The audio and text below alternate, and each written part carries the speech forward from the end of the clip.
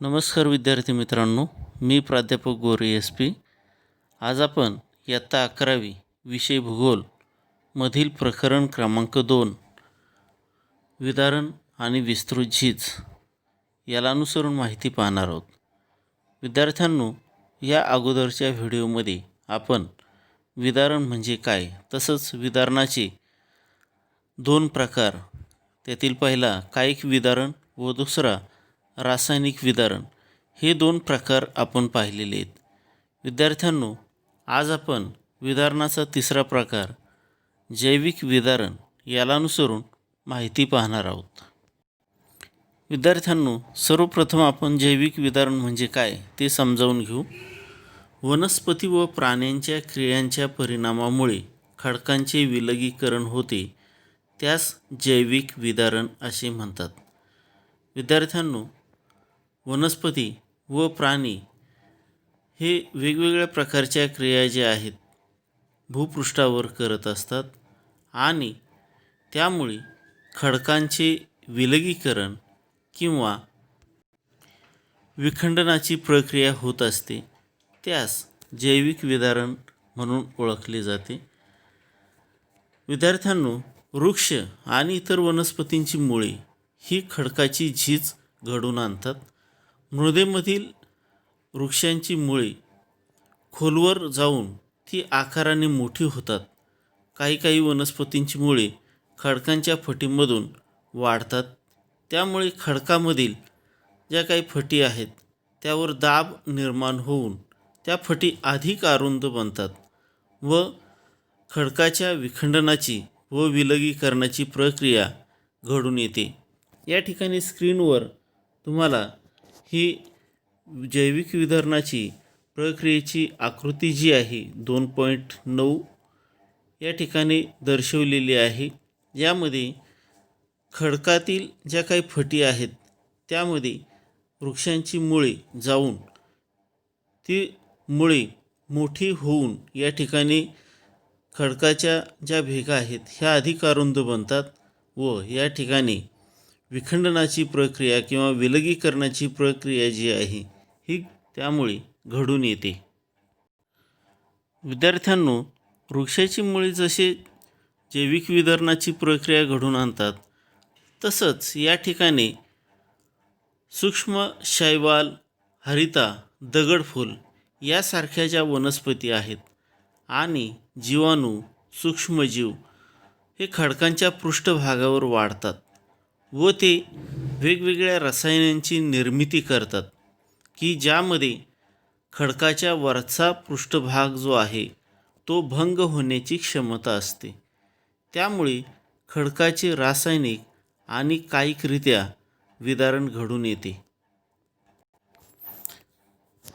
खडकाच्या पृष्ठभागावरील शैवाल असेल, हरिता असेल, दगडफूल असेल किंवा जे काही सूक्ष्मजीव असतात, जीवाणू असतात, ते खडकाच्या पृष्ठभागावर वाढतात आणि ते वेगवेगळ्या रसायनांची निर्मिती करतात.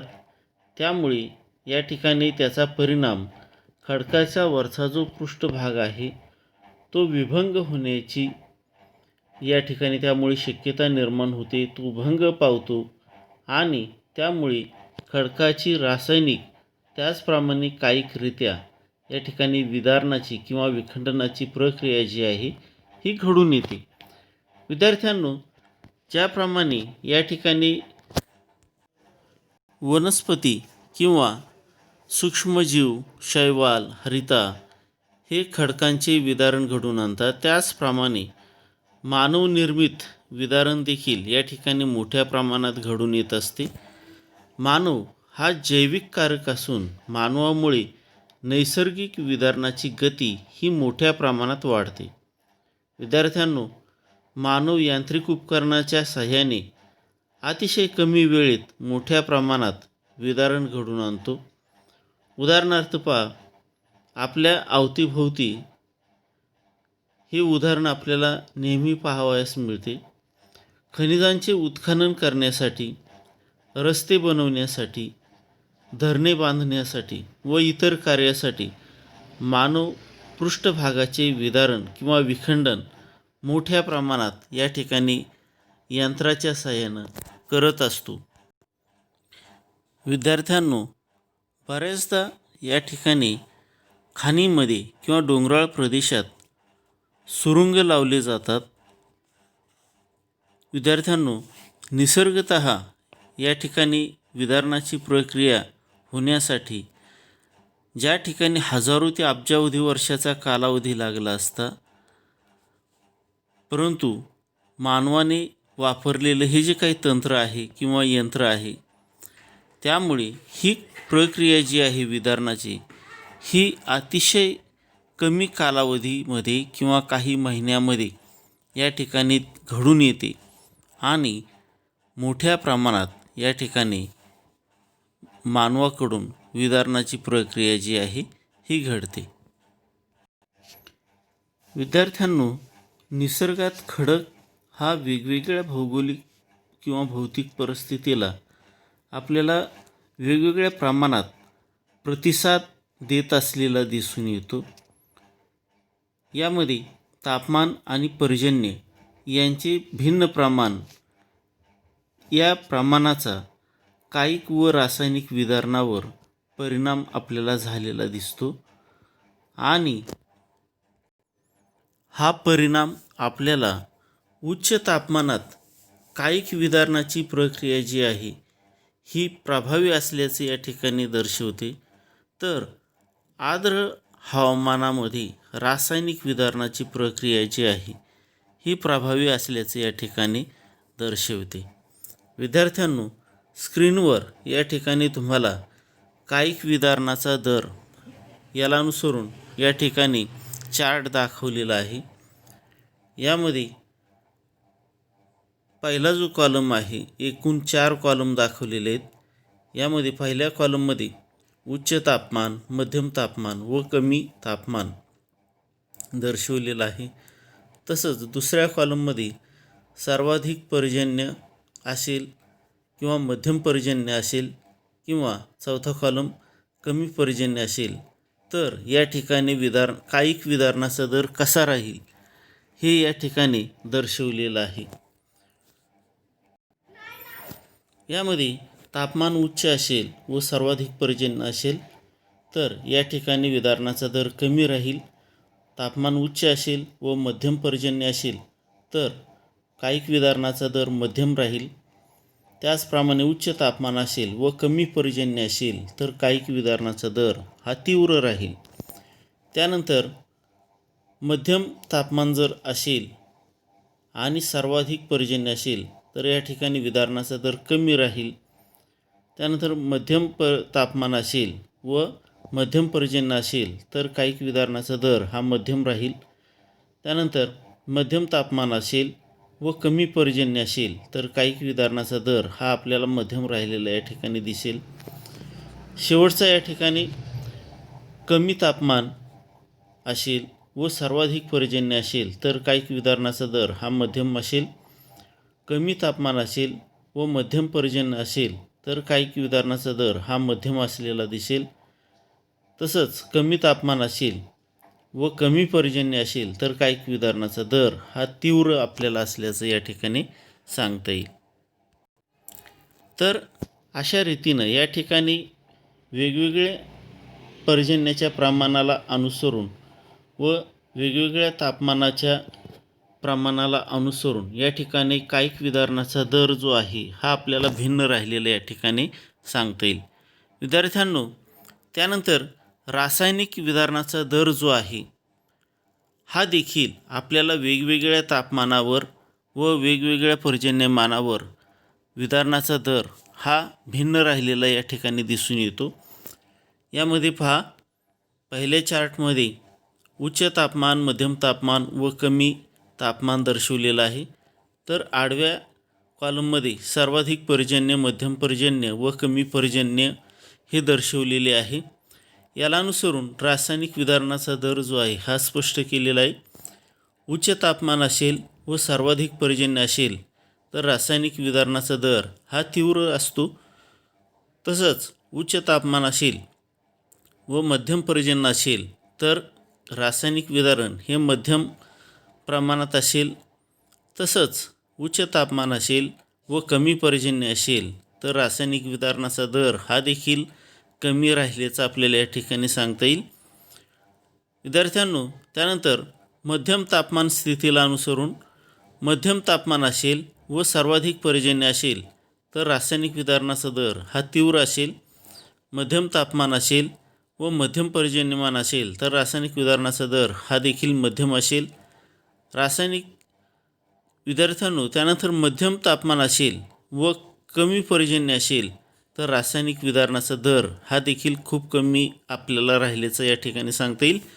त्यानंतर शेवटचा कॉलम पहा, कमी तापमान व सर्वाधिक पर्जन्य जर अशी स्थिती असेल तर रासायनिक वितरणाचा दर हा तीव्र राहिल्याचं या ठिकाणी सांगता येईल. त्यानंतर कमी तापमान असेल व मध्यम पर्जन्य असेल तर रासायनिक वितरणाचा दर हा कमी असेल. त्यानंतर कमी तापमान असेल व कमी पर्जन्य असेल तर रासायनिक वितरणाचा दर हा खूप कमी राहिल्याचं या ठिकाणी सांगता येईल. तर अशा प्रकारे या ठिकाणी वेगवेगळ्या तापमानाच्या स्थितीला अनुसरून व वेगवेगळ्या पर्जन्याच्या स्थितीला अनुसरून रासायनिक वितरणाचा दर हा आपल्याला वेगवेगळा राहिल्याचं या ठिकाणी सांगता येईल. विद्यार्थ्यांनो, यानंतर पुढचा जो भाग आहे यामध्ये पुस्तकातील पृष्ठ क्रमांक 21 वर या ठिकाणी आकृती क्रमांक 2.10 दर्शवलेली आहे. स्क्रीनवर तुम्हाला या ठिकाणी ही आकृती दर्शवलेली आहे. यामध्ये खडकांचे वेगवेगळे प्रकार जे आहेत हे दाखवलेले आहेत. यामध्ये अ, आ, ई, दीर्घ ई, उ व दीर्घ उ हे खडकांचे प्रकार जे आहेत हे दर्शवलेले आहेत. आणि याला अनुसरून या ठिकाणी तुम्हाला खडकांची झीज जी आहे ही कमी अधिक प्रमाणात झालेली दिसत आहे. याला अनुसरून तुम्हाला 3 प्रश्न विचारलेले आहेत. हे 3 प्रश्न जे आहेत हे पुढील प्रमाणे. पहिला प्रश्न आहे, सर्वात जास्त विदारण कोणत्या खडक थराचे झाले आहे? विद्यार्थ्यांनो, आकृतीला अनुसरून या ठिकाणी आपल्याला सांगता येईल की सर्वात जास्त विदारण ई या खडकाच्या थराचे झाले आहे. त्यानंतर दुसरा प्रश्न विचारलेला आहे, सर्वात कमी विदारण कोणत्या खडक थराचे झाले आहे? विद्यार्थ्यांनो, आकृतीचं निरीक्षण करून आपल्याला या ठिकाणी सांगता येईल की सर्वात कमी विदारण आ या खडक थराचे झाले आहे. त्यानंतर शेवटचा तिसरा प्रश्न विचारलेला आहे, विदारणातील फरकाचे कारण काय असू शकते? याचं उत्तर आपल्याला सांगता येईल, मृदू खडक लवकर झिजतात तर कठीण खडक प्रतिरोधक असतात म्हणून ते कमी झिजतात. हे फरकाचे विदारणातील फरकाचे कारण हे या ठिकाणी आपल्याला असल्याचं सांगता येईल. तर विद्यार्थ्यांनो, आकृतीला अनुसरून विचारलेले जे काही प्रश्न आहेत या आकृतीचं निरीक्षण करून आपल्याला त्याची थोडक्यात अशी उत्तरं सांगता येतील. आकृतीला अनुसरून या ठिकाणी तुमच्या लक्षात आलेलं असेल की विदारण प्रक्रियेत काही खडक जे असतात हे अतिशय जास्त प्रमाणात प्रतिरोध करत असतात, तर इतर काही खडक कमी प्रमाणात प्रतिरोध करतात. विद्यार्थ्यांनो, प्रत्येक खडकाचा प्रकार हा विदारण प्रक्रियेत विशिष्ट प्रकारे प्रतिसाद देत असतो. उदाहरणार्थ पहा, क्वार्टझाईट हा रूपांतरित खडक पोलादापेक्षाही अधिक कठीण असतो. त्याचे रासायनिक विदारण सहजपणे होऊ शकत नाही, परंतु कायिक विदारणाने हा खडक सहजपणे भंग पावतो किंवा विभंग पावतो. शुष्क परिस्थितीत चुनखडक जर पाहिला तर त्याचे विदारण होत नाही शुष्क परिस्थितीमध्ये, परंतु आर्द्र प्रदेशात तो सहजपणे या ठिकाणी आपल्याला त्याचे विदारण होत असल्याचे या ठिकाणी दिसून येते. शुष्क आणि निमशुष्क प्रदेशात ग्रानाइट खडक हा सहजपणे विदारित होत नाहीत, परंतु त्यातील खनिजे रासायनिक विदारण प्रक्रियेसाठी या ठिकाणी ते मोठ्या प्रमाणात सहभागी असतात. त्यामुळे या ठिकाणी त्यातील खनिजे रासायनिक विदारण प्रवण आहेत. ज्या खडकांचे थर उभे असतात ते सहजपणे विलग होतात, विखंडित होतात. तापमानातील बदल, दव, हिम किंवा पाणी आणि वारा यांच्या क्रियेमुळे देखील खडक हे तुटत असतात किंवा विखंडित होत असतात. या उलट क्षितिज समांतर जर या ठिकाणी ग्रॅनाईटचे थर असतील तर हे खडक जास्त सघन असतात. त्यांच्यावर विलगीकरणाचा किंवा अपघटनाचा या क्रियेचा फारसा फरक पडत नाही. हे या ठिकाणी आपल्याला वैशिष्ट्य सांगता येईल.